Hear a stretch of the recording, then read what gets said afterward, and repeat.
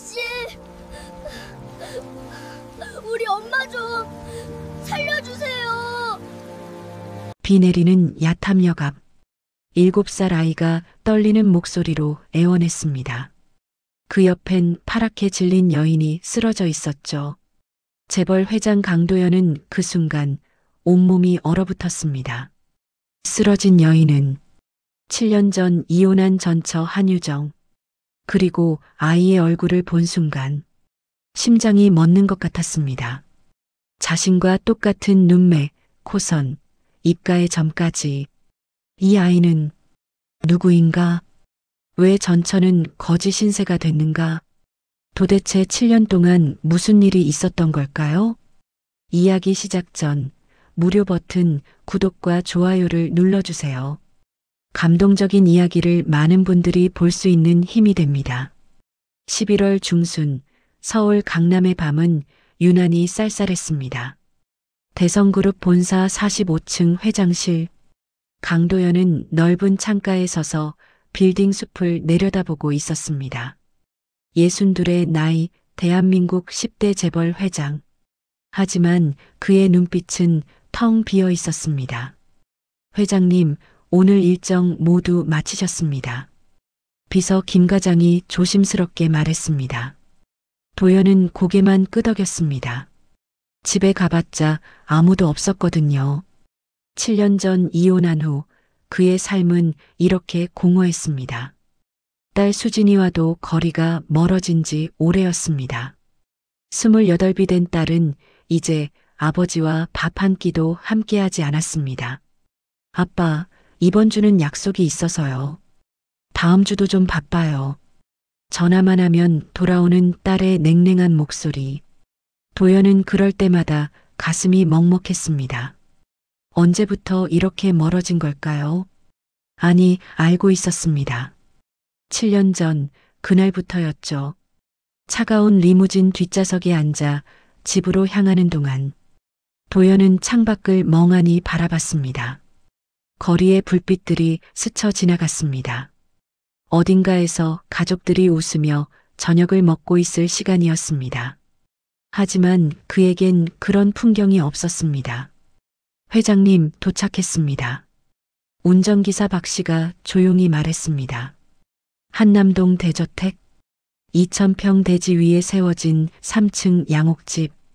하지만 이 넓은 집에 사는 건 도연과 81살 된 어머니뿐이었습니다. 현관문을 열고 들어서자 냉기가 느껴졌습니다. 난방은 켜져 있었지만 왠지 을씨년스러웠죠. 어머니, 다녀왔습니다. 2층 안방에서 어머니 목소리가 들려왔습니다. 늦었구나. 회의가 길어져서요. 수진이한테 전화는 했니? 또 그 얘기였습니다. 도연은 한숨을 참으며 대답했습니다. 네, 했습니다. 언제 집에 데려올 거야? 결혼도 안 하고 뭐 하는 거니?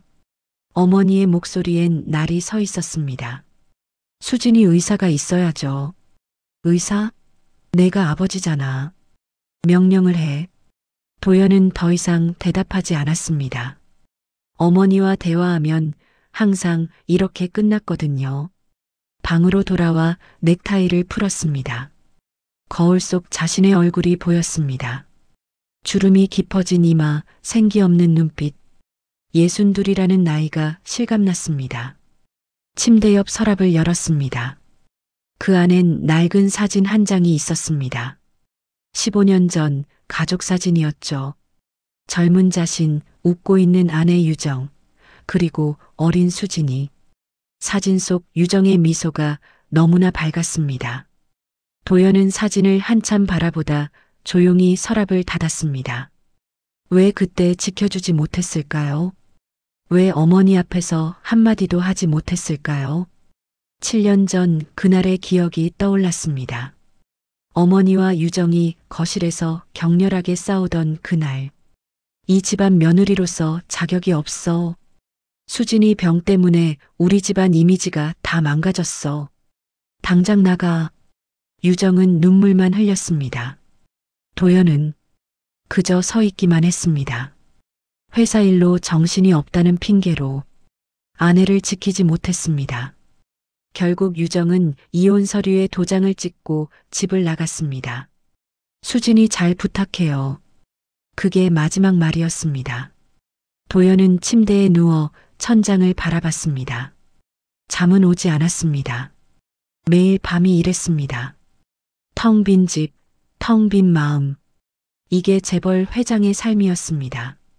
새벽 2시가 넘어서야 겨우 잠이 들었습니다. 다음 날도 그 다음 날도 똑같은 하루였습니다.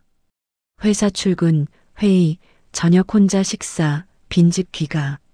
11월 25일 저녁이었습니다. 도연은 평소처럼 회사를 나서려 했습니다. 그런데 운전기사 박 씨가 갑자기 배를 움켜쥐었습니다. 회장님, 죄송합니다. 갑자기 배가 괜찮으니 병원 가보게.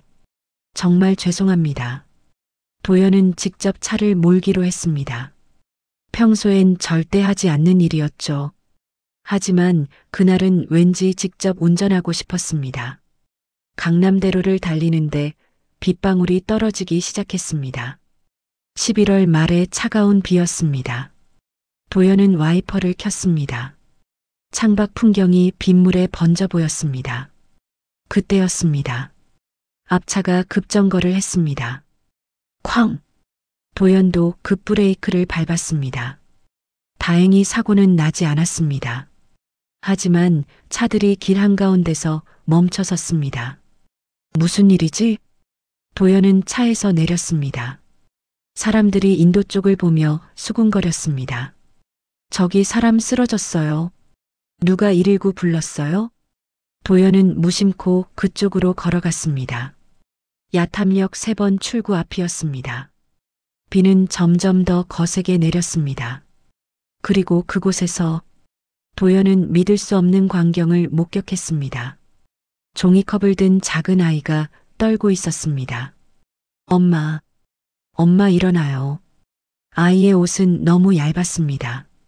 11월 추위에 긴팔 티셔츠 한 장뿐이었죠. 그 옆엔 여인이 쓰러져 있었습니다. 비에 흠뻑 젖은 채로 도연은 가까이 다가갔습니다. 그리고 여인의 얼굴을 보는 순간 온몸이 얼어붙었습니다. 유정아? 7년 전 이혼한 아내 한유정이었습니다.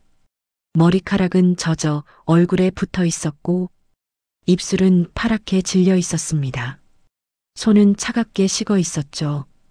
유정아, 정신 차려. 도연은 떨리는 손으로 유정을 흔들었습니다. 그때 옆에 있던 아이가 도연을 올려다봤습니다. 빗물과 눈물로 범벅이 된 얼굴. 하지만 도연은 그 순간 숨이 멎었습니다. 아이의 눈매, 코선, 입가의 작은 점. 모두 자신과 똑같았거든요. 아이는 떨리는 목소리로 말했습니다. 아저씨, 우리 엄마 좀 살려주세요.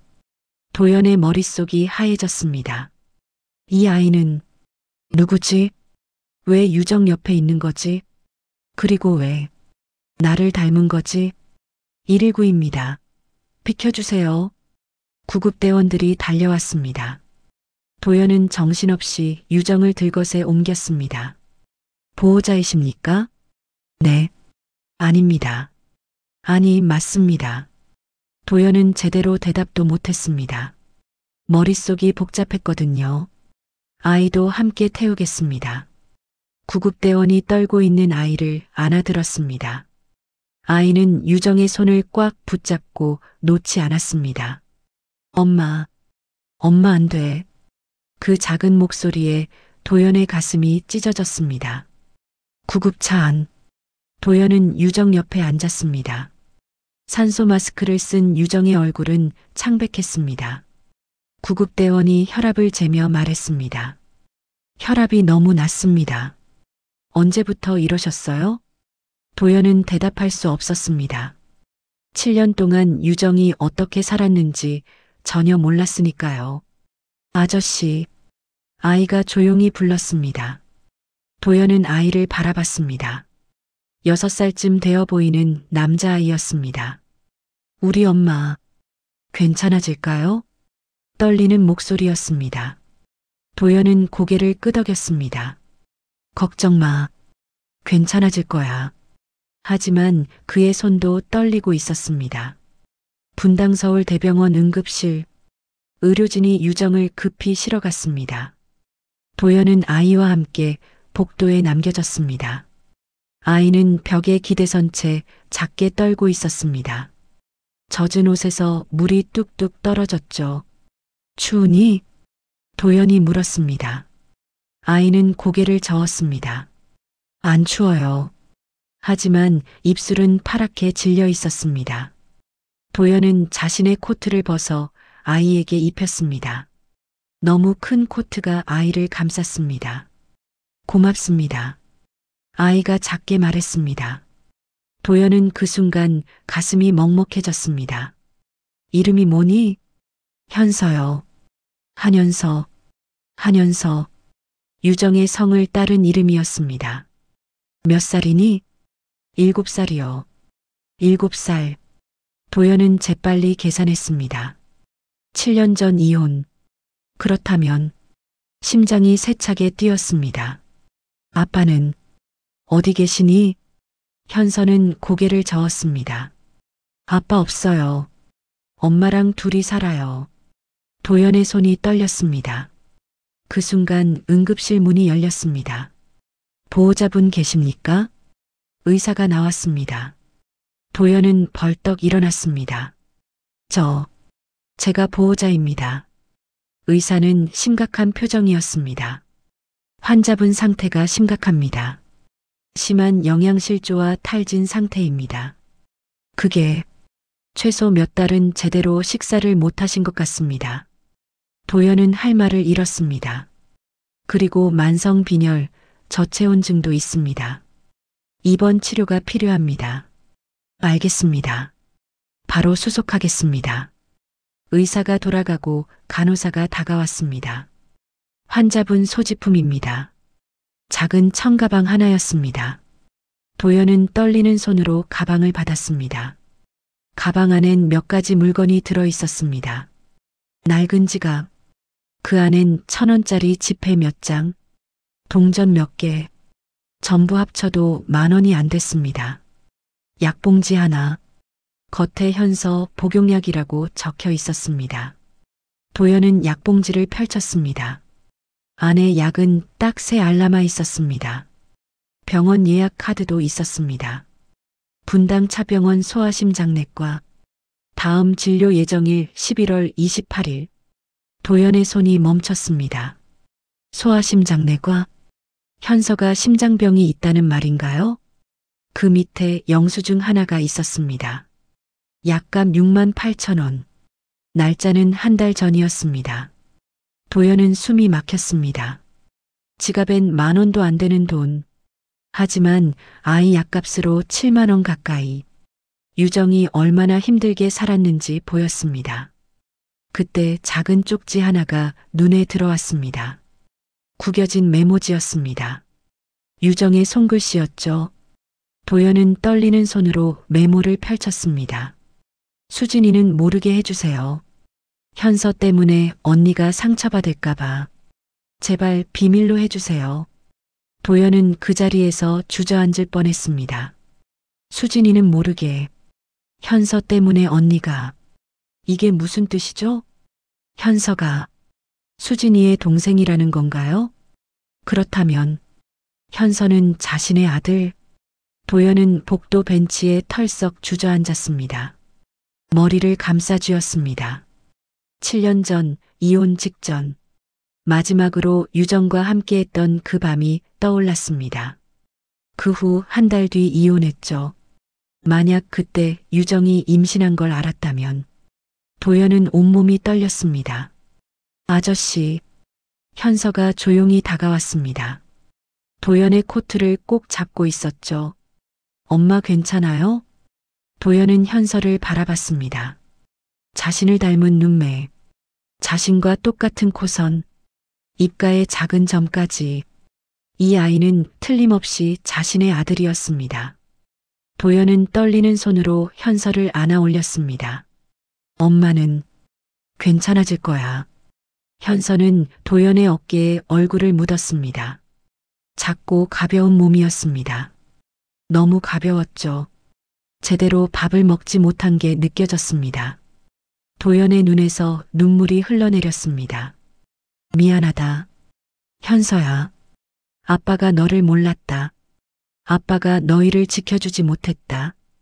그때 응급실 문이 다시 열렸습니다. 환자 의식이 돌아왔습니다. 도연은 현서를 안은 채 병실로 들어갔습니다. 유정은 침대에 누워 있었습니다. 링거를 맞고 있었죠. 창백한 얼굴, 움푹 들어간 볼. 7년 전에 그 밝던 얼굴은 어디에도 없었습니다. 유정이 천천히 눈을 떴습니다. 그리고 도연을 보는 순간 눈이 커졌습니다. 도연 씨? 목소리는 떨리고 있었습니다. 현서가 외쳤습니다. 엄마. 유정은 현서를 보고 눈물을 흘렸습니다. 현서야. 미안해. 엄마가. 도연은 조심스럽게 다가갔습니다. 유정아. 하지만 유정은 갑자기 몸을 일으켰습니다. 링거줄이 팔에서 빠질 뻔했죠. 제발 오지 마세요. 유정아, 진정해. 내 몸 상태가. 이 아이한테는 당신은 가까이 오면 안 돼요. 유정의 목소리는 절박했습니다. 도연은 그 자리에 멈춰 섰습니다. 왜 그러니? 제발, 우리를 그냥 내버려 두세요. 유정의 눈에서 눈물이 흘러내렸습니다. 그때처럼 또 빼앗기고 싶지 않아요. 빼앗긴다니. 무슨 소리야? 현서는 제 아이예요. 제가 지킬 거예요. 유정은 현서를 꽉 안았습니다. 도연은 그 모습을 보며 가슴이 찢어지는 것 같았습니다. 유정은 자신을 두려워하고 있었습니다. 자신으로부터 현서를 지키려 하고 있었죠. 도대체 7년 동안 무슨 일이 있었던 걸까요?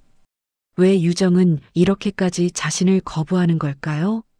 그리고 현서는 정말 자신의 아들인 걸까요? 도연은 한 발짝 뒤로 물러섰습니다. 유정의 눈빛이 너무나 절박했거든요. 알았어. 진정해. 내가 물러설게. 유정은 현서를 꽉 안은 채 숨을 몰아쉬었습니다. 간호사가 급히 들어왔습니다. 환자분, 링거줄이 빠질 뻔했어요. 누우셔야 해요. 괜찮아요. 저 괜찮아요. 하지만 유정의 얼굴은 창백했습니다. 도연은 복도로 나왔습니다.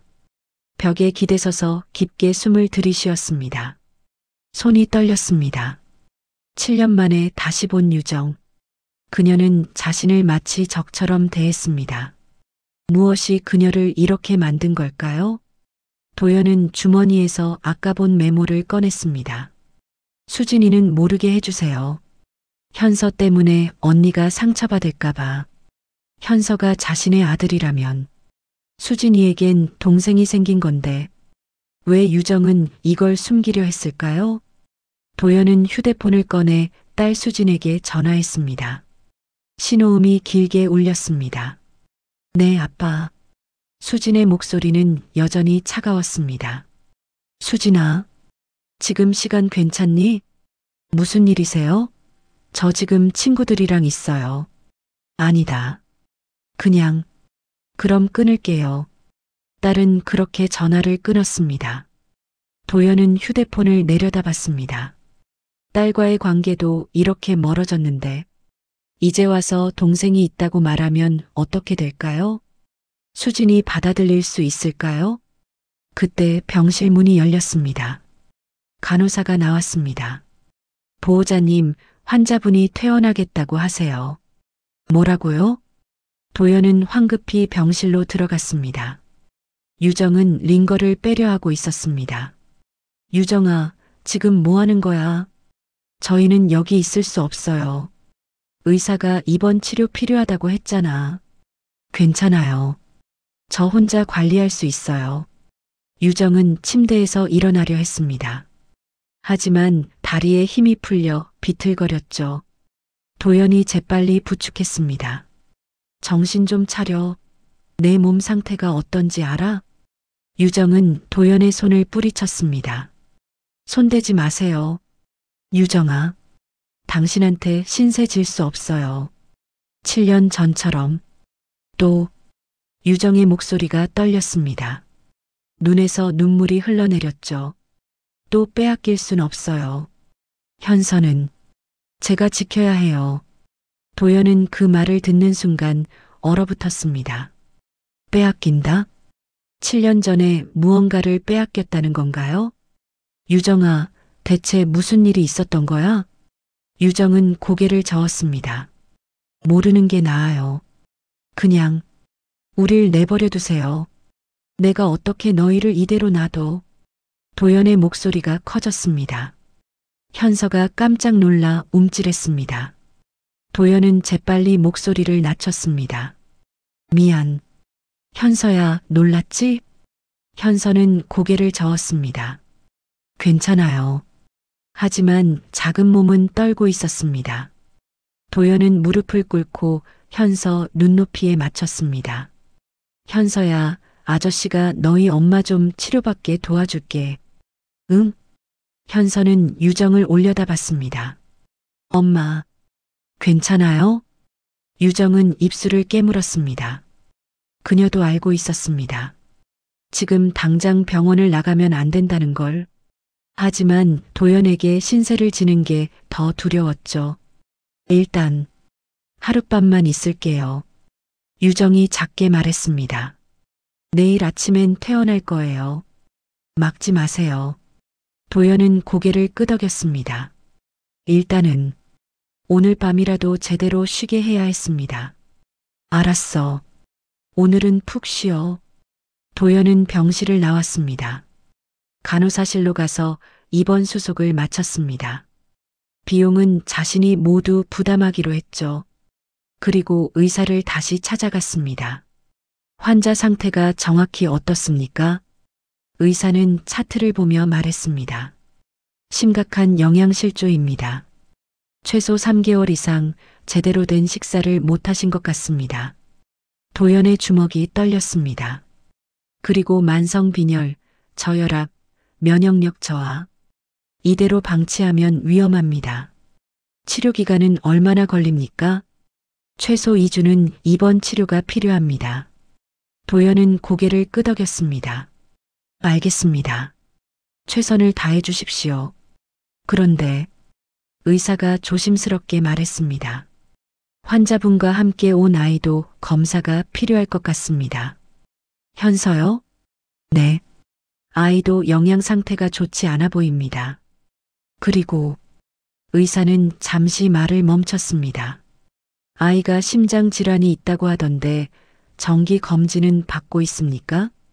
도연은 아까 본 병원 예약 카드를 떠올렸습니다. 분당 차병원 소아심장내과 11월 28일 정기 검진 날짜가 곧입니다. 그럼 다행이네요. 심장 질환은 정기적인 관리가 중요합니다. 도연은 고개를 숙였습니다. 의사가 나가고 도연은 복도 벤치에 앉았습니다. 머리를 감싸쥐었죠. 현서가 심장병이 있다는 걸 이제야 알았습니다. 그동안 유정은 혼자서 이 모든 걸 감당했던 거죠. 7년 동안 도연은 주머니에서 지갑을 꺼냈습니다. 그 안에 오래된 사진 한 장이 있었습니다. 결혼식 날 찍은 유정의 사진이었죠. 환하게 웃고 있는 유정. 행복하게 해줄게. 그날 자신이 했던 약속이 떠올랐습니다. 하지만 지키지 못했습니다. 아니, 지키려고 노력조차 하지 않았죠. 도연은 사진을 꺼내 한참 바라봤습니다. 그때 휴대폰이 울렸습니다. 어머니였습니다. 도연아, 어디야? 왜 이렇게 늦어? 어머니, 죄송합니다. 급한 일이 생겨서. 무슨 일인데? 회사 일이야? 도연은 잠시 망설였습니다. 아닙니다. 개인적인 일입니다. 개인적인 일? 너한테 무슨 개인적인 일이 있어? 어머니의 목소리는 날카로웠습니다. 곧 들어가겠습니다. 도연은 전화를 끊었습니다. 어머니에게 유정과 현서 이야기를 할 수 없었습니다. 7년 전 그날이 떠올랐거든요. 어머니와 유정이 거실에서 싸우던 그날. 너 때문에 우리 집안 망신이야. 수진이 병이 유전이라는 소문 났잖아. 재벌가 며느리가 병든 아이 낳았다고 온 동네 소문이야. 어머니는 유정에게 소리쳤습니다. 유정은 그저 눈물만 흘렸죠. 어머님, 수진이는 곧 나아질 겁니다. 제발, 나아진다고? 유전병이 어떻게 나아? 이혼해. 당장? 시어머니의 닥달은 1년 가까이 이어지고 있었습니다. 그날 도연은 회사에 있었습니다. 집에 돌아왔을 땐 이미 모든 게 끝나 있었죠.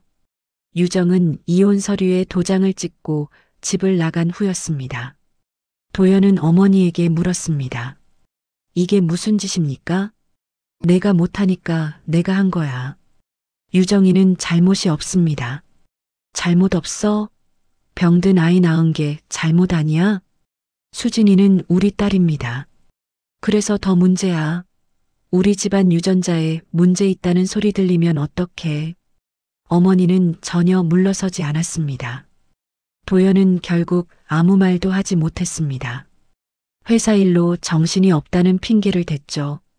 아내를 지키지 못했습니다.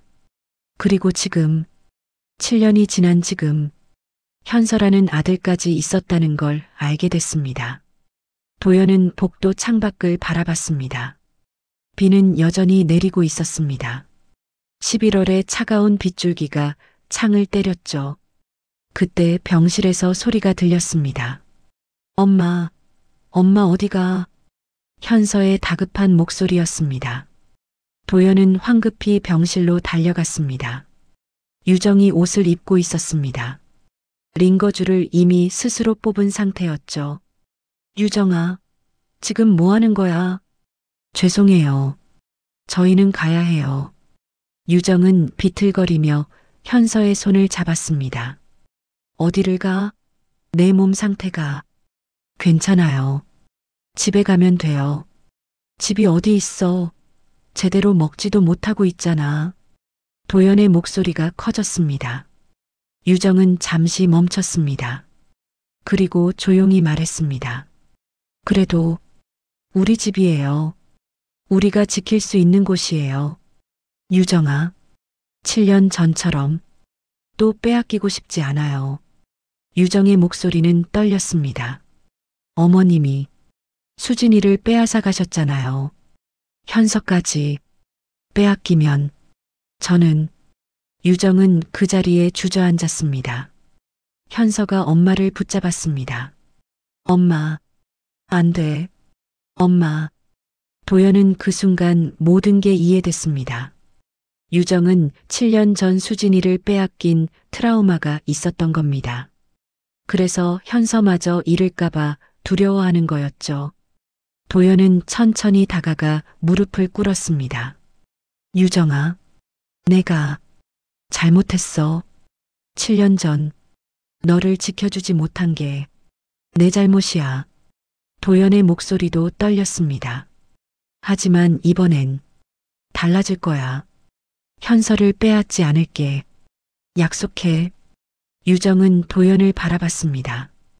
눈물로 범벅이 된 얼굴이었죠. 믿을 수 없어요. 7년 전에도 그렇게 말했잖아요. 도연은 할 말을 잃었습니다. 유정의 말이 맞았으니까요. 그때 간호사가 달려왔습니다. 환자분, 링거줄을 왜 빼셨어요? 의사 선생님 불러야겠어요. 복도가 소란스러워졌습니다. 하지만 유정은 현서를 꽉 안은 채 병실 문을 향해 비틀거리며 걸어갔습니다. 유정아, 제발. 도연이 외쳤습니다. 하지만 유정은 돌아보지 않았습니다. 그리고 그 순간 유정이 쓰러졌습니다. 엄마. 현서의 비명이 울려 퍼졌습니다. 의사 선생님, 간호사들이 달려왔습니다. 유정은 바닥에 쓰러진 채 의식을 잃었습니다. 현서가 엄마를 흔들었죠. 엄마, 엄마, 눈 떠. 도연은 재빨리 유정을 안아들었습니다. 너무 가벼운 몸이었습니다. 뼈만 앙상하게 남은 것 같았죠. 의료진이 유정을 다시 침대에 눕혔습니다. 혈압이 급격히 떨어졌습니다. 링거 다시 연결하세요. 응급처치가 시작됐습니다. 도연은 현서를 안아복도로 나왔습니다. 현서는 도연의 품에서 울고 있었습니다. 괜찮아. 의사 선생님들이 치료해 주실 거야. 도연도 목소리가 떨렸습니다. 30분쯤 지났을까요? 의사가 나왔습니다. 환자는 안정됐습니다만 이대로는 안 됩니다. 강제 입원 조치를 취해야 할 것 같습니다. 도연은 고개를 끄덕였습니다. 제가 책임지겠습니다. 최선을 다해 주십시오. 의사가 들어가고 도연은 현서를 내려놨습니다. 현서는 작은 손으로 눈물을 닦았습니다. 엄마, 죽는 거 아니죠? 그 말에 도연의 가슴이 찢어졌습니다. 7살 아이가 할 말이 아니었거든요. 아니야. 엄마는 괜찮아질 거야. 도연은 현서를 꼭 안았습니다. 그때 엘리베이터 문이 열렸습니다. 30대 중반쯤 되어 보이는 남자가 황급히 뛰어왔습니다. 누나, 한유정 환자 어디 있어요? 간호사에게 소리치는 목소리였습니다. 도연은 그 남자를 봤습니다. 낯이 익었습니다. 유정의 남동생 한민수였습니다. 민수야. 도연이 불렀습니다. 민수는 도연을 보고 멈춰 섰습니다. 그의 얼굴이 굳었습니다. 매형? 아니, 강 회장님.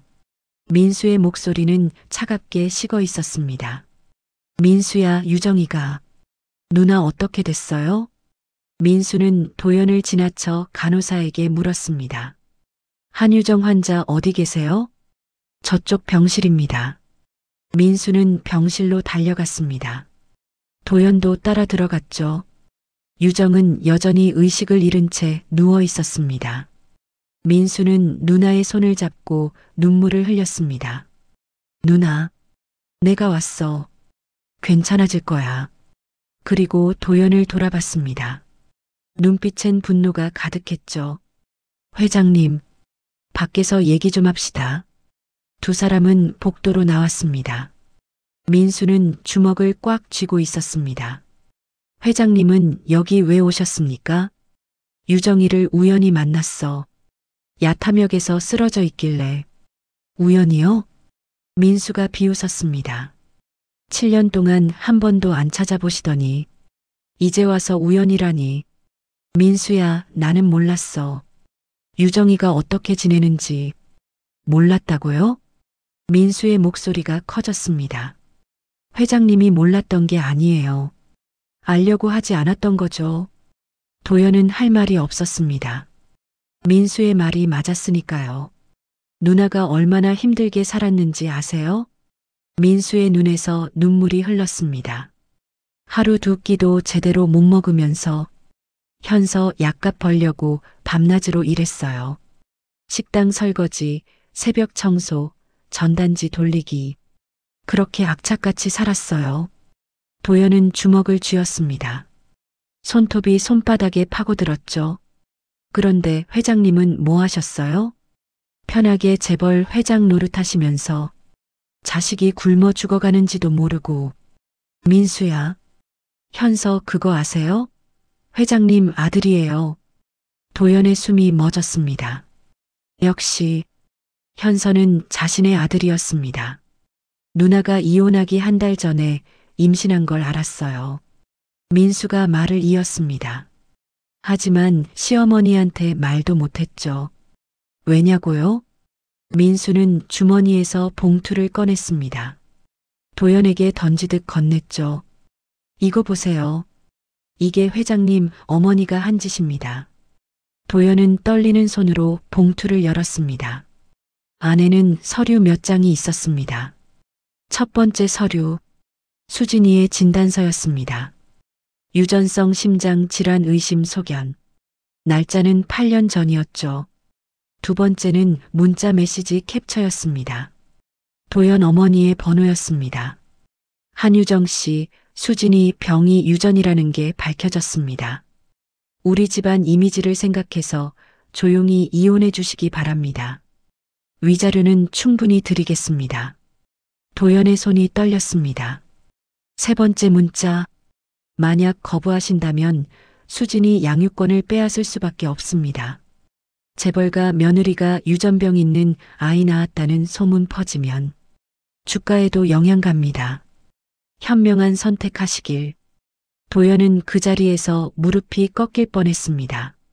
어머니가 이런 짓을. 그게 다가 아니에요.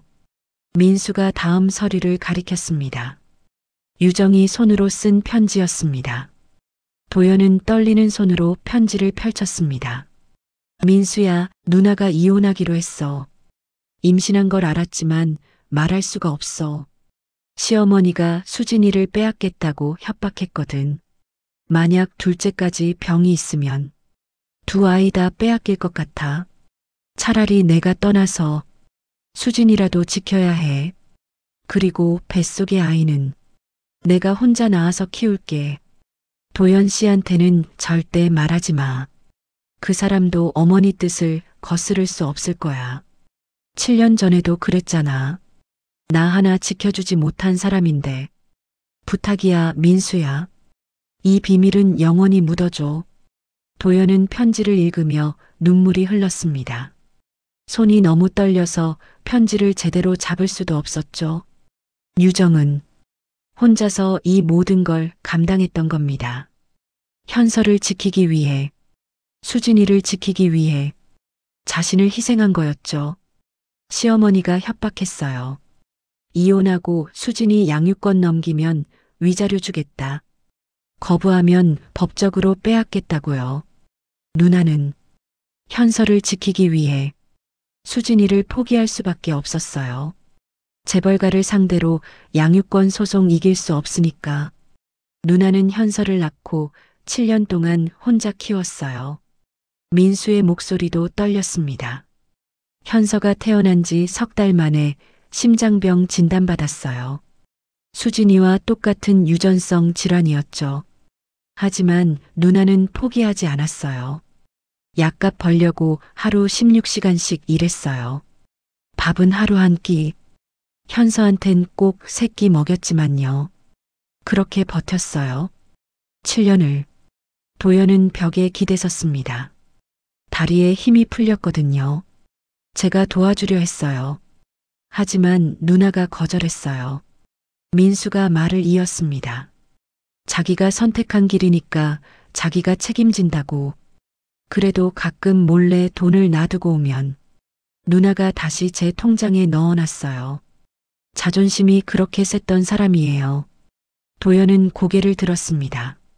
민수를 똑바로 바라봤죠. 민수야, 내가 몰랐어. 정말 몰랐어. 몰랐다고 용서가 됩니까? 민수의 목소리는 차가웠습니다. 회장님, 어머니가 누나를 쫓아낼 때 회장님은 어디 있었어요? 회사에서 회의하고 계셨죠? 아니면 골프 치러 가셨나요? 도연은 대답할 수 없었습니다. 그날 자신은 정말 회사에 있었으니까요. 누나가 짐 싸서 나갈 때 회장님은 한마디도 안 하셨죠? 어머니 눈치 보느라. 민수의 말 한마디 한마디가 비수처럼 꽂혔습니다. 그래서 누나가 회장님을 못 믿는 겁니다. 7년 전에도 지켜주지 못한 사람이 지금 와서 지켜준다고 해봤자 누가 믿겠어요? 도연은 고개를 숙였습니다. 민수의 말이 전부 맞았습니다. 자신은 7년 전에도 지금도 가족을 지킬 용기가 없었던 겁니다. 그때 병실 문이 열렸습니다. 간호사가 나왔습니다. 환자분 깨어나셨어요. 민수가 재빨리 병실로 들어갔습니다. 도연도 따라 들어가려 했죠. 하지만 민수가 문을 막아섰습니다. 회장님, 들어오지 마세요. 민수야, 누나가 회장님 보기 싫어합니다. 제발, 한 번만. 안 됩니다. 민수는 단호했습니다. 회장님이 정말 누나를 생각한다면 그냥 가주세요. 그게 누나한테 제일 좋은 겁니다. 민수는 문을 닫았습니다. 도연은 복도에 홀로 남겨졌습니다. 유리창 너머로 유정이 보였습니다. 민수와 현서가 유정 곁에 앉아 있었죠. 작은 가족처럼 보였습니다. 그 안에 자신의 자리는 없었습니다. 도연은 주머니에서 편지를 다시 꺼냈습니다. 나 하나 지켜주지 못한 사람인데 유정의 글씨가 눈에 들어왔습니다. 도연은 그 자리에 주저앉았습니다. 60년을 넘게 살면서 이렇게 무력한 적은 처음이었습니다. 재벌 회장이라는 타이틀도 돈도 권력도 아무 소용이 없었습니다. 지켜야 할 사람들을 지키지 못했으니까요. 도연은 두 손으로 얼굴을 감쌌습니다. 눈물이 흘러내렸습니다. 7년 동안 유정과 현서가 얼마나 힘들게 살았을까요? 추운 겨울 따뜻한 밥 한 끼 제대로 못 먹으면서 현서 약값 벌려고 밤낮으로 일하면서 그렇게 버텨온 세월. 자신은 그 시간 동안 무엇을 했던 걸까요? 도연은 천천히 일어났습니다. 병실 유리창에 손을 댔습니다. 유정이 현서를 안고 있는 게 보였습니다. 현서는 엄마 품에서 잠들어 있었죠. 도연은 그 모습을 한참 바라봤습니다. 그리고 조용히 돌아섰습니다. 그날 밤 유정은 민수가 잠깐 화장실에 간 사이 또다시 병원을 빠져나갔습니다. 링거줄을 스스로 빼고 현서의 손을 잡고 병실 문을 열었죠. 누나, 어디가? 복도에서 돌아온 민수가 소리쳤습니다. 하지만 유정은 뒤돌아보지 않았습니다. 민수야, 미안해. 집에 가야 해. 비틀거리며 계단을 내려가는 유정. 민수가 뒤쫓았지만 유정은 이미 택시를 타고 사라진 후였습니다. 집으로 돌아간 겁니다. 집 앞에 도착한 도연은 머릿속이 복잡했습니다. 유정의 편지가 계속 떠올랐거든요. 나 하나 지켜주지 못한 사람인데 도연은 눈을 감았습니다. 7년 전 그날이 선명하게 떠올랐습니다. 어머니가 유정을 쫓아낼 때 자신은 아무것도 하지 못했습니다.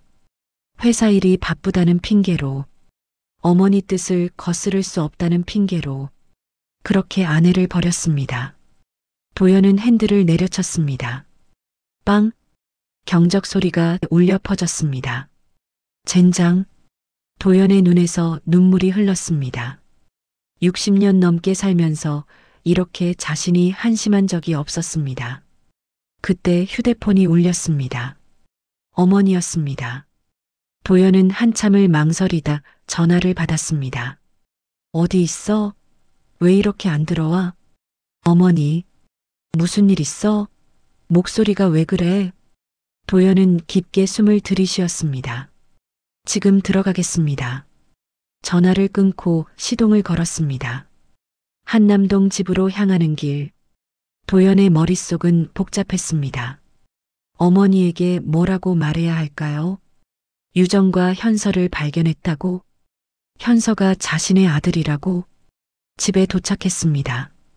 현관문을 열고 들어서는데 어머니가 거실에 앉아 있었습니다. 왜 이렇게 늦었어? 죄송합니다. 무슨 일 있었던 거야? 도연은 잠시 망설였습니다. 그리고 천천히 입을 열었습니다. 어머니, 오늘 유정이를 만났습니다.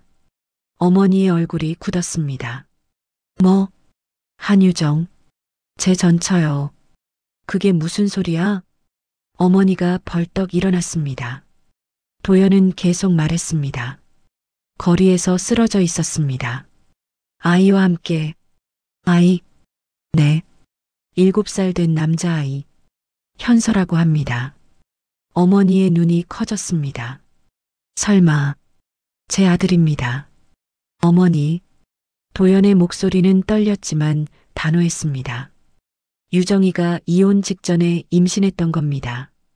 그런데 어머니가 협박하는 바람에 혼자 낳아서 7년 동안 키웠습니다. 어머니는 소파에 주저앉았습니다. 그게 무슨 어머니가 보낸 문자 다 봤습니다. 도연이 말을 이었습니다. 수진이 양육권 빼앗겠다고 협박한 것도 재벌가 이미지 때문에 쫓아낸 것도 다 알았습니다. 어머니의 얼굴이 창백해졌습니다. 하지만 곧 목소리를 높였죠. 그래서 어쩌자는 거야.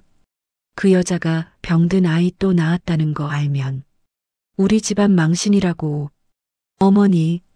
도연의 목소리가 커졌습니다. 어머니도 도연도 놀랐습니다. 도연이 어머니에게 소리를 지른 건 처음이었으니까요. 그만하십시오. 도연의 목소리는 떨렸지만 단호했습니다. 집안 이미지, 주가, 그런 게 중요합니까? 제 아들이, 제 가족이 굶어 죽어가는데 그게 뭐가 중요합니까? 어머니는 할 말을 잃었습니다. 도연은 계속 말했습니다. 60년 넘게 살면서 어머니 뜻을 거스른 적 없습니다. 어머니가 시키는 대로 살았습니다. 결혼도 사업도 모든 게. 하지만 이번만큼은 도연의 목소리가 떨렸습니다. 이번만큼은 제가 결정하겠습니다. 유정이와 현서를 제가 지키겠습니다. 어머니가 소리쳤습니다. 내가 미쳤어? 그 여자 다시 데려올 거야? 아닙니다. 도연은 고개를 저었습니다. 유정이는 저를 용서하지 않을 겁니다.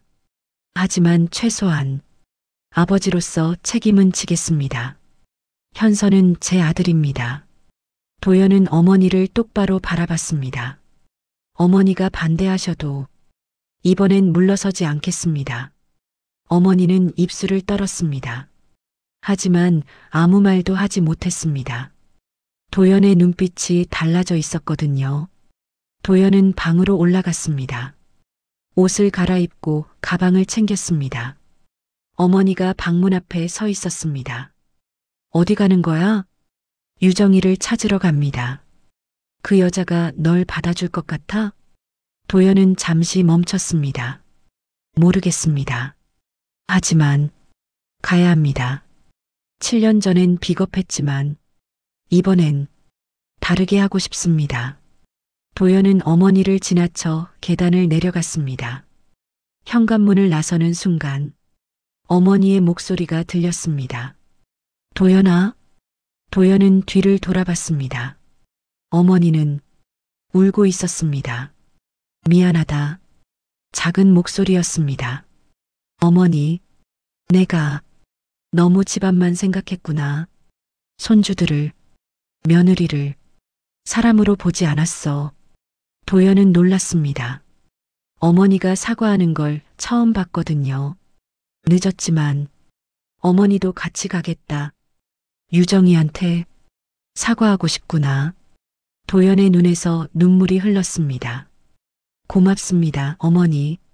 하지만 오늘은 제가 먼저 가보겠습니다. 유정이가 아직 마음을 열지 않았거든요.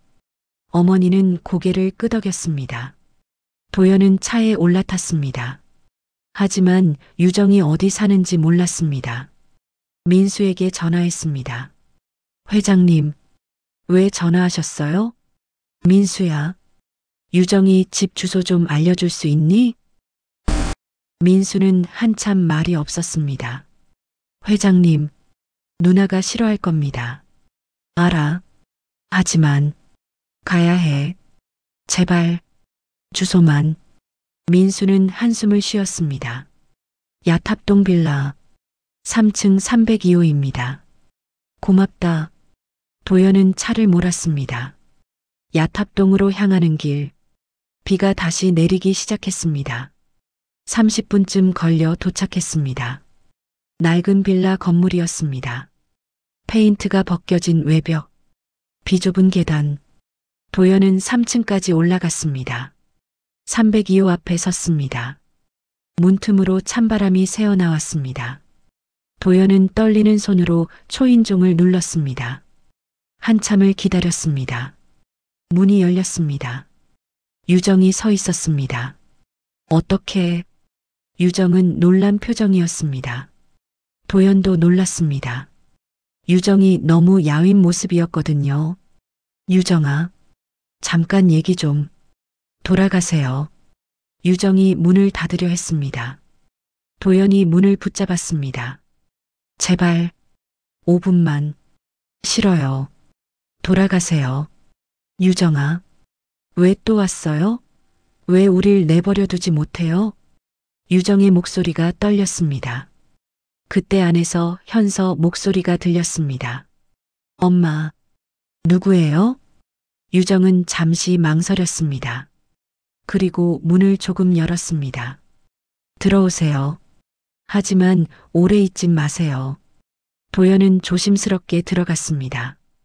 원룸이었습니다. 6평도 안 돼 보이는 좁은 공간. 벽지는 곳곳이 떨어져 있었고 창틀 사이로 찬바람이 들어왔습니다. 부엌엔 라면 몇 개와 김치통 하나. 냉장고는 작동하지 않는 것 같았습니다.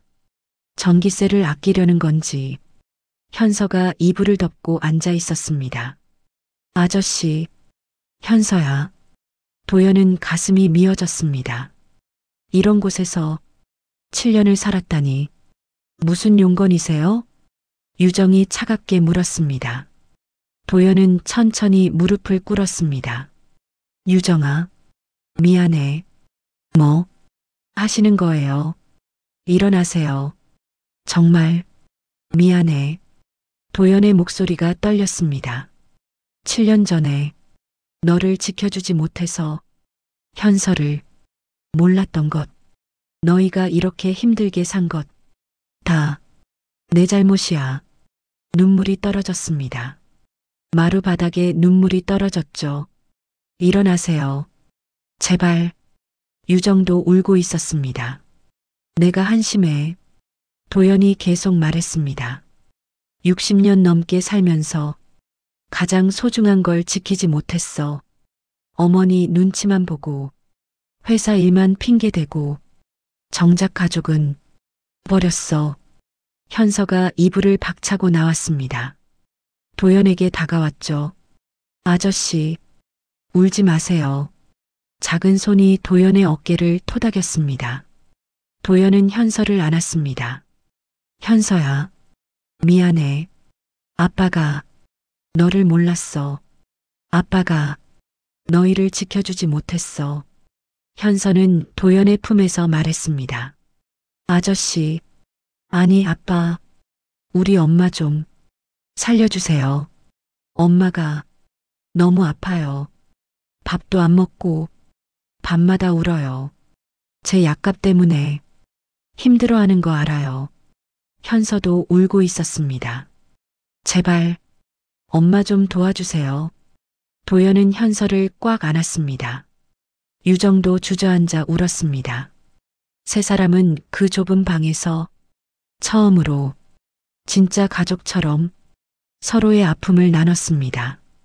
6개월이 흘렀습니다. 봄이 왔고 벚꽃이 피어나는 4월이었습니다. 분당 서현동의 작은 거리, 유정의 허브차 간판이 걸린 조그만 가게가 있었습니다.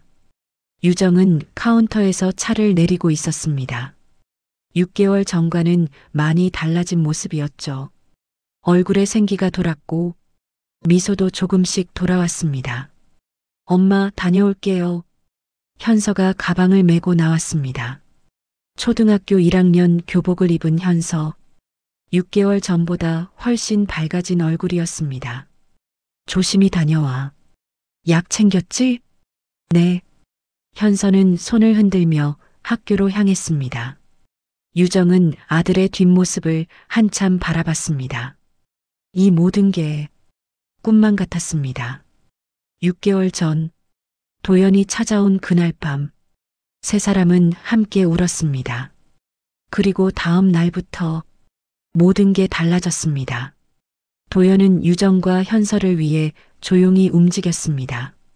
유정의 병원비를 지원했고 현서의 치료비도 모두 부담했습니다. 그리고 이 작은 가게도 도연이 마련해 준 것이었습니다. 물론 유정은 처음엔 거절했습니다.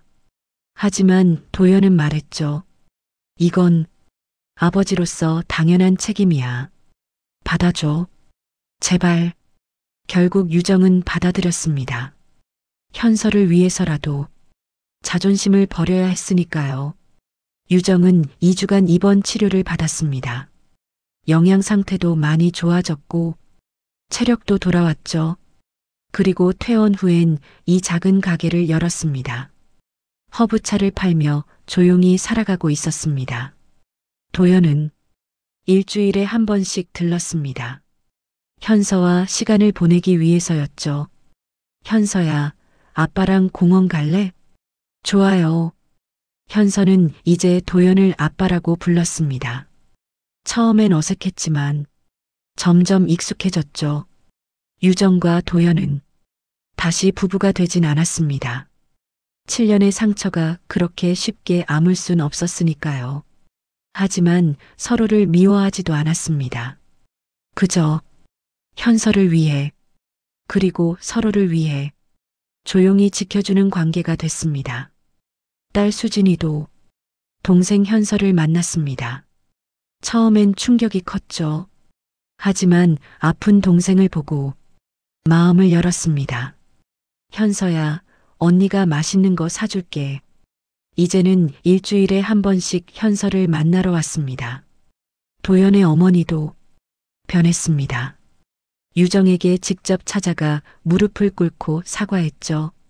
며느리, 아니 유정 씨, 제가 정말 미안합니다. 용서해 주세요. 유정은 그날도 울었습니다. 하지만 용서했습니다. 미움을 품고 사는 건 너무 힘들었으니까요. 어느 토요일 오후 도연이 가게에 들렀습니다. 현서 어디 갔어? 친구들이랑 놀러 갔어요. 유정이 웃으며 대답했습니다. 그래, 친구도 많이 사귀었구나. 도연도 웃었습니다. 두 사람은 잠시 말없이 차를 마셨습니다. 유정아, 네, 고마워. 현서 잘 키워줘서. 무슨 말씀을. 제 아들인데요. 그래도 혼자 7년 동안. 도연의 목소리가 떨렸습니다. 유정은 조용히 웃었습니다. 이제 괜찮아요. 현서도 건강해지고 있고 저도 다시 웃을 수 있게 됐어요. 그걸로 충분해요. 도연은 고개를 끄덕였습니다. 두 사람은 더 이상 부부는 아니었지만 현서라는 소중한 연결고리가 있었습니다. 그리고 그걸로 충분했습니다. 창밖으로 벚꽃잎이 날렸습니다. 봄바람에 흩날리는 꽃잎들. 유정은 창밖을 바라보며 생각했습니다. 긴 겨울이 지나고 봄이 왔구나. 우리에게도 봄이 온 거구나. 여러분, 오늘 이 긴 이야기를 끝까지 들어주셔서 정말 감사합니다. 때론 삶이 너무 힘들고 버거울 때가 있습니다. 하지만 포기하지 않으면 언젠가는 봄이 옵니다. 유정이처럼, 도연이처럼, 현서처럼 우리 모두에게도 따뜻한 봄이 올 겁니다. 오늘 이 이야기가 여러분께 작은 위로가 됐길 바랍니다. 혹시 이 이야기를 어디에서 듣고 계신지 댓글로 알려주시면 정말 큰 힘이 됩니다. 그리고 다음 이야기도 기대해 주세요. 여러분의 하루에 따뜻한 봄바람 같은 위로가 함께하길 바랍니다. 감사합니다.